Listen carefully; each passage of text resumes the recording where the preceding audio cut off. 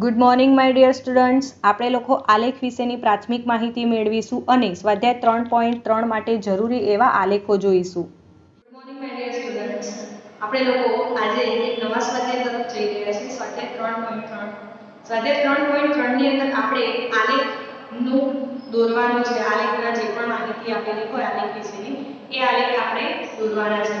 જેમ કે મેં તમને કહ્યું હતું એમ કે આલેખ દોરવા માટે આપણને ગ્રાફ પેપર એટલે કે જે આલેખ પત્ર આવે છે એની જરૂર પડશે અને આપણે એની અંદર આલેખ દોરીશું. અથવા તો તમને જેમ કે મેં કહ્યું હતું તેમ કે છઠ્ઠા ધોરણની અંદર આપણી પાસે એક બુક આવતી હતી આલેખ દોરવા માટે. એવી સાતમા ધોરણની અંદર આ એક બુક આવે છે જેને આપણે ગણિત અર્જિત પોથી કહીએ છીએ, જેની અંદર ફક્ત ત્રીજા પ્રકરણના જ આલેખો દોરવા માટેનું આપેલી માહિતી હશે. તો દરેક વિદ્યાર્થીએ આ બુક પોતાની પાસે વસાવી લેવી, જેથી આપણે જે આલેખ દોરીએ છીએ એ આલેખ આની અંદર આપણા દોરેલા રહે અને અંદર જે પણ પ્રશ્નોના જવાબ આપ્યા હોય એ પ્રશ્નોના જવાબ પણ આપણે એની અંદર લખી શકીએ. તો દરેક વિદ્યાર્થી આ બુક પોતાની પાસે વસાવી લે, જેથી આપણે આલેખ એની અંદર સરળતાથી દોરી શકીએ. બીજું, આલેખ દોરતી વખતે આપણે ખાસ ધ્યાન શું રાખીશું તો આલેખ હંમેશા પેન્સિલ અને સ્કેલની મદદથી વ્યવસ્થિત રીતે દોરાયેલા હોવા જોઈએ.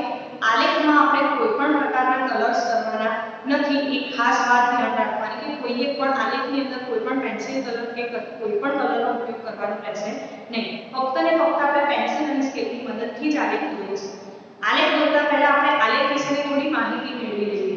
જેમ કે આલેખમાં સૌથી પહેલી માહિતી શું આવે તો છઠ્ઠા ધોરણની અંદર આપણે આલેખ વિશેની વિસ્તૃત માહિતી સમજ્યા કે આલેખ પત્ર કોને કહેવાય, આલેખ પત્ર કેવું હોય અને એ કયા ઉપયોગમાં આવે. તો આપણે હાલ જે આલેખ દોરવાના છે એ 5 ખાનાવાળા આલેખની વાત થઈ રહી છે. જેમ કે આલેખ પત્રની અંદર ઘાટી લીટીઓ અને આછી લીટીઓ હોય છે. જે રીતે અહીંયા હું તમને બતાવું કે ખાના હોય એની અંદર આવી રીતે આજુબાજુ ઘાટી લીટી હોય અને વચ્ચે આછી લીટીઓવાળા 5 ખાના આપણે દોરેલા હશે. આ રીતે બોક્સ બનતા હોય આલેખની અંદર તો આ 5 ખાનાવાળો આલેખ કહેવાય. તો દરેક વિદ્યાર્થીએ 5 ખાનાવાળા આલેખનો જ ઉપયોગ કરવાનો રહેશે. હવે આલેખમાં શું હોય તો આલેખની અંદર અક્ષ આપેલા હોય છે. બે આડી અને ઊભી લાઈન હોય એને આપણે અક્ષ તરીકે ઓળખીએ છીએ. આલેખમાં ઊભી લાઈનને શું કહેવાય તો y અક્ષ અને આલેખમાં આડી લાઈનને શું કહેવાય તો x અક્ષ. એનું 0 થી જ્યાં બંને છેદે છે એકબીજાને ત્યાં ઉદ્ગમ બિંદુ હોય. ઉદ્ગમ બિંદુને આપણે 0 તરીકે ત્યાં લખીએ છીએ. તો આડી હોય આડો અક્ષ એને ઊભો અક્ષ હોય એને y કહીશું અને આડો અક્ષ હોય એને શું કહીશું આપણે x કહીશું.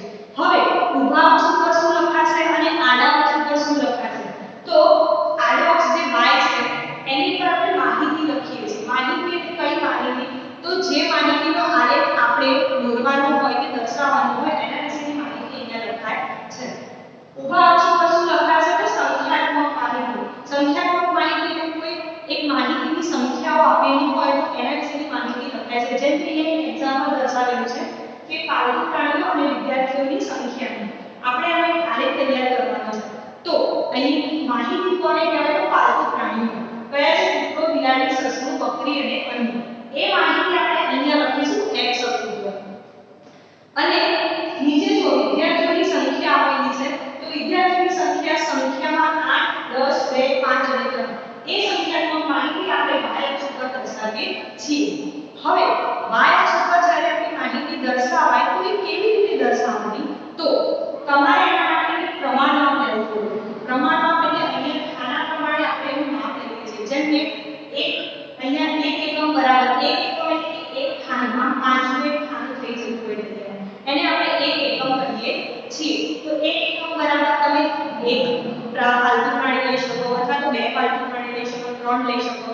તો એ રીતે આપણે અહીંયા પ્રમાણમાપને સેટ કરીએ છીએ. તો પ્રમાણમાપ બરાબર 1 એકમ લંબાઈ બરાબર તમે જેટલા પણ પાણીનું પ્રમાણમાપ લીધું હોય એ ત્યાં દર્શાવવાનું રહેશે.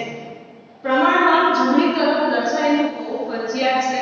જો પ્રમાણમાપ દર્શાવેલું ના હોય તો આપણને ખ્યાલ ના આવે કે આપણે y અક્ષ ઉપર કેટલું પ્રમાણમાપ લીધેલું છે. તો દરેક વિદ્યાર્થી ખાસ ધ્યાન રાખો જમણી તરફ પ્રમાણમાપને દર્શાવવું ખૂબ જ જરૂરી છે.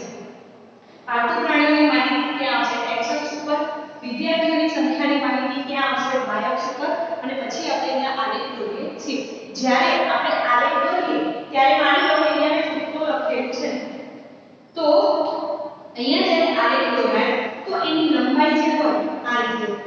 બંનેની અંદર એ સરખું હોવું જોઈએ. એક સ્તંભ નાનો, એક મોટો, એક જાડો, એક પાતળો એ પ્રકારે બને. સ્તંભની ઊંચાઈ એ એના માપ ઉપર આધારિત છે. આપણે મન ફાવે એમ આપણે સ્તંભની ઊંચાઈ દોરી શકીએ નહીં. બીજું કે એની જે લંબાઈ હોય એ લંબાઈ બધાની વ્યવસ્થિત સરખી હોવી જોઈએ. માની લો કે મેં સૂત્રો દર્શાવો અને હવે પછી મારે તિરાડી દર્શાવી તો હું એનો સપાટનો પાતળો રાખી શકું નહીં. અહીંયા જેટલી લંબાઈ હોય તમે એક ખાનાનું માપ લીધું હોય તો અહીંયા પણ એ વ્યવસ્થિત રીતે એક ખાનાના માપનો જ સ્તંભ હોવો જોઈએ. તો બધા જ સ્તંભની જે લંબાઈ કે જાડાઈ જે હોય એ કેવી હોવી જોઈએ? સરખી હોવી જોઈએ. તો જ આપણો આલેખ બહુ જ સરસ રીતે દેખાય છે. નહીં તો આપણો આલેખ એકદમ ગંદો અને અવ્યવસ્થિત લાગે. તો દરેક વિદ્યાર્થી ખાસ આ ધ્યાન આપે કે આલેખ દોરતી વખતે શું કાળજી લેવી. તો જે પણ અક્ષ દોરીએ એ પેન્સિલથી વ્યવસ્થિત દોરવા, માહિતી દર્શાવી x અક્ષ ઉપર, સંખ્યાત્મક માહિતી દર્શાવવાની y અક્ષ પર. તમે જ્યારે અહીંયા માહિતી દર્શાવો જેમ કે સૂત્રો, બિલાડી આ રીતના જ્યારે અહીંયા લખ્યા હોય તો તમે અહીંયા માહિતી ના લખી શકો. તમારે અહીંયા શું લખવું પડે કે પાલતુ પ્રાણીઓ. તમે કઈ માહિતી દર્શાવી કે પાલતુ પ્રાણીઓ, તો તમે અહીંયા પાલતુ પ્રાણીઓ લખશો.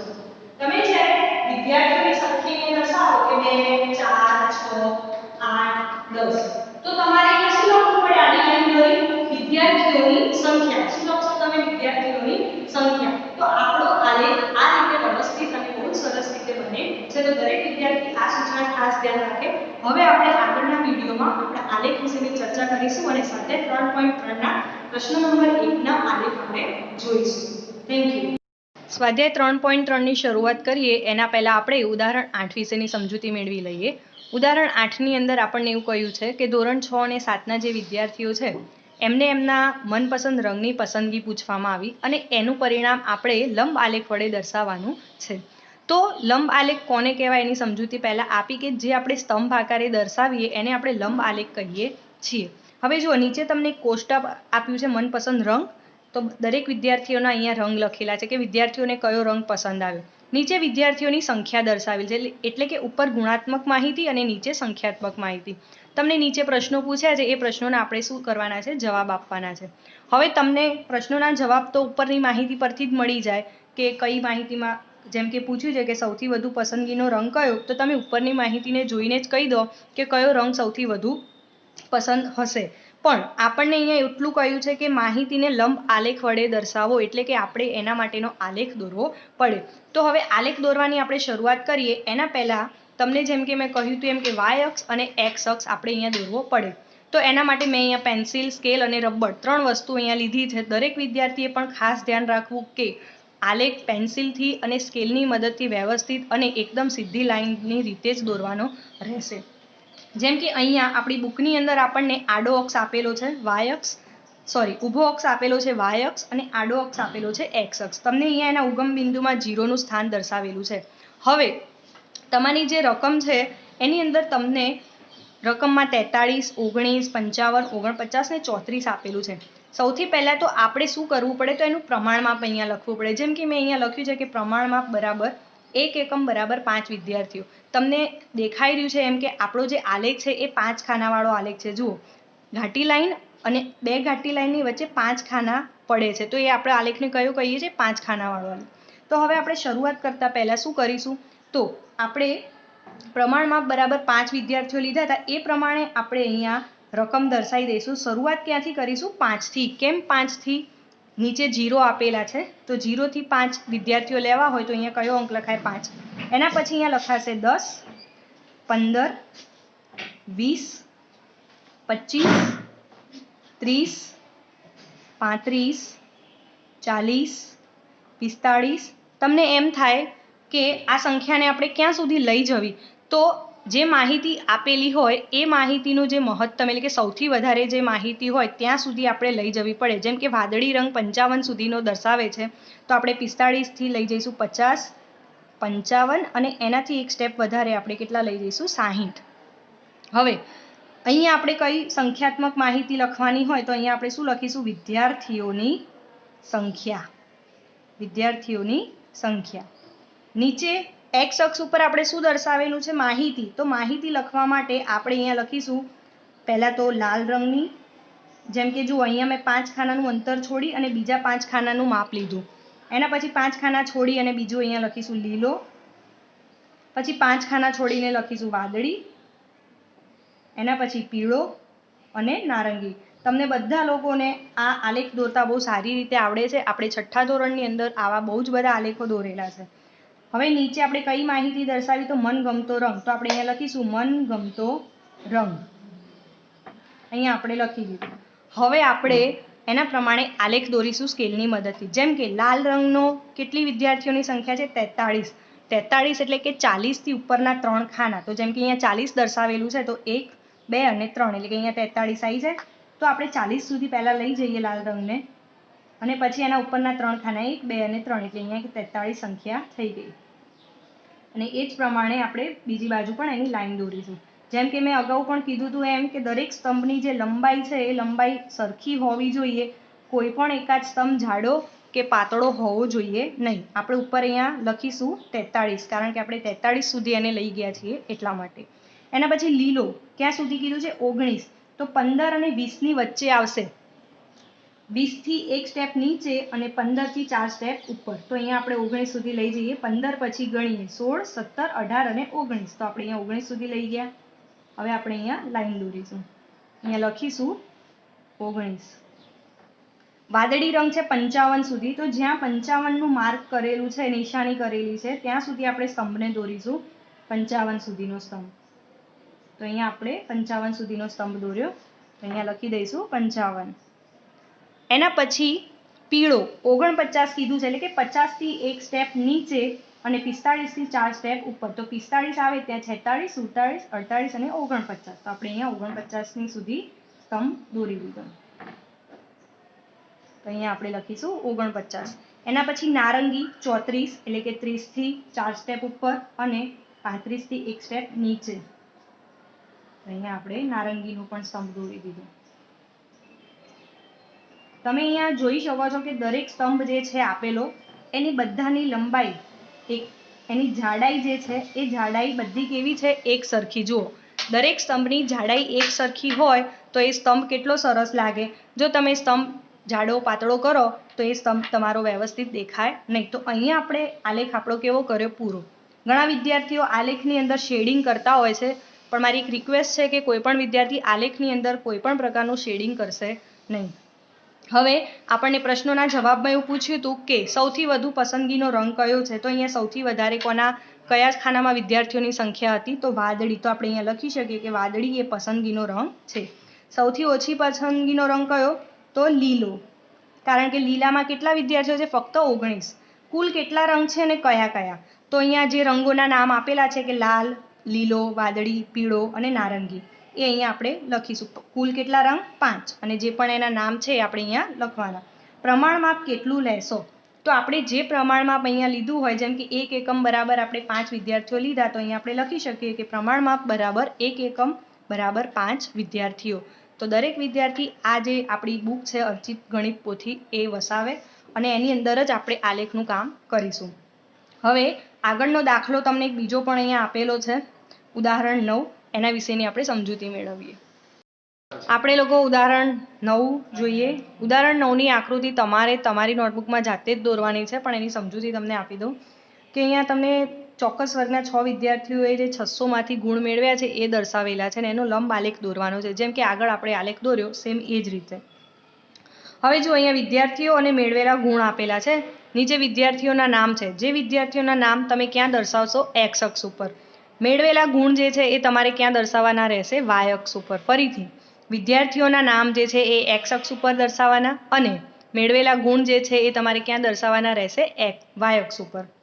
હવે તમે એ દર્શાવશો કેવી રીતે અથવા તો તમે એનું પ્રમાણમાપ કેટલું લેશો તો અહીંયા આપણને પ્રમાણમાપ આપ્યું નથી. તો પ્રમાણમાપ બરાબર જો આપણે 1માં લેવા જઈએ તો વધી જાય એટલે આપણે અહીંયા પ્રમાણમાપ આશરે ગણીને કેટલું લેવું પડે 1 એકમ લંબાઈ બરાબર 100 વિદ્યાર્થીઓ.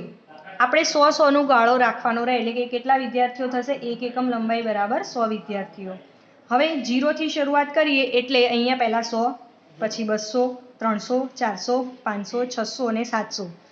તમે અહીંયા જે માપ આપેલું હોય એ પ્રમાણે તમે અહીંયા વિદ્યાર્થીઓની સંખ્યા ઉપર સુધી લઈ જઈ શકો છો. તો દરેક વિદ્યાર્થીએ આ આલેખ વ્યવસ્થિત રીતે પોતાની નોટબુકમાં દોરવાનો રહેશે. એના પછીનું એક અહીંયા ઉદાહરણ છે જે તમારી ચોપડીમાં પાના નંબર 70 ઉપર આપેલું છે. હવે તમારે આ જે આલેખ છે એ બે શહેરોનો સાથેનો આલેખ દોરવાનો છે. અહીંયા લખ્યું છે કે ગ્રાફને આડો રચો, એટલે કે આપણે ગ્રાફને ક્યાં ફેરવવાનો રહેશે? આડી રીતે. પણ એના પહેલાં આપણે એની રકમની માહિતી મેળવીએ. જો અહીંયા બે શહેર છે, એક માર્ગેટ અને આબ્રેદીન. અહીંયા તમને મહિના આપેલા છે, જાન્યુઆરી, ફેબ્રુઆરી, માર્ચ, એપ્રિલ, મે, જૂન, જુલાઈથી ડિસેમ્બર સુધી. અહીંયા પણ તમને ડિસેમ્બર સુધી, એટલે કે બંનેમાં મહિના કેવા રહેશે? સરખા. પણ તડકો હોય એવા કલાક તમને અલગ અલગ આપેલા છે. એટલે બંને આલેખો આપણે સાથે દોરવા પડે, એટલે કે જોડિયા આલેખ તરીકે આપણે એને દોરવું પડે. તો અહીંયા જે રીતે માહિતી દર્શાવેલી છે એ રીતે આપણે એનો આલેખ રચીશું. તો સૌથી પહેલાં આપણે ગ્રાફ પેપરને આડો કર્યો. હવે જુઓ, અહીંયા તમને વાય અક્ષ અને એક્સ અક્ષ આપેલું છે. તો વાય અક્ષ ઉપર મેં અહીંયા માપ દર્શાવ્યા છે. મેં માપ કેવી રીતે લીધા? તો મેં અહીંયા લખ્યું છે કે પ્રમાણ માપ બરાબર 1 એકમ લંબાઈ બરાબર 1 કલાક. મેં અહીંયા 1 કલાકનું પ્રમાણ માપ લીધેલું છે. જો દરેક વિદ્યાર્થીએ પણ 1 કલાકનું પ્રમાણ માપ અહીંયા લેવું. હવે એના પછી આપણે અહીંયા મહિના દર્શાવીશું. તો 5-5નું ખાનું રાખીને આપણે અહીંયા લખીશું જાન્યુઆરી, એના પછી 5 ખાના છોડીને ફેબ્રુઆરી, પછી માર્ચ, એપ્રિલ, મે, જૂન, જુલાઈ, ઓગસ્ટ, સપ્ટેમ્બર, ઓક્ટોબર, નવેમ્બર અને ડિસેમ્બર. છેલ્લા ખાનામાં આપણું ડિસેમ્બરનું ખાનું જશે. આલેખ થોડો લાંબો છે એટલા માટે. હવે આપણે અહીંયા કેવી રીતે દોરીશું? તો જુઓ, તમારે ચોપડીમાં રકમ ખાસ ધ્યાન રાખવી. તમને એવું કીધું છે કે જાન્યુઆરી મહિનામાં માર્ગેટમાં અને આબ્રેદીનમાં. તો સૌથી પહેલાં આપણે બંનેની નિશાનીઓ નક્કી કરીશું, જેથી આપણે આલેખને અલગ પાડી શકીએ. તો અહીંયા જે ખાલી બોક્સ છે એ આપણે લખીશું માર્ગેટ માટે, એટલે કે ખાલી જે સ્તંભ દેખાય એ કયો સ્તંભ હશે? માર્ગેટનું બતાવતા હશે. અને એના પછીનો બીજો એક સ્તંભ આપણે દોરીશું જેની અંદર આપણે લાઇનિંગ કરીશું. એ લાઇનિંગ વાળો સ્તંભ જે હશે એ કયા શહેર માટે હશે? આબ્રેદીનનું, તડકાનો સમય દર્શાવવા માટે. તો આ બંનેના આપણે સાઇન અહીંયા આપી દીધા, જેથી આલેખ જોતા હોય તો એ લોકોને ખ્યાલ આવે કે જે ખાલી સ્તંભ છે એ માર્ગેટ શહેરનું બતાવે છે અને આ જે સ્તંભમાં લાઈનો દોરેલી છે એ આબ્રેદીન માટેનું બતાવે છે. હવે આપણે બંને સ્તંભની લંબાઈ કેવી રાખવાની છે? સરખી. તો એના માટે આપણે શું કરીશું? જુઓ, અહીંયા ટોટલ 5 ખાના હોય. હવે 5 ખાનામાં આપણે દોરવા જઈએ તો અઢી ખાનાનું આવે તો એ તો સારું લાગે નહીં.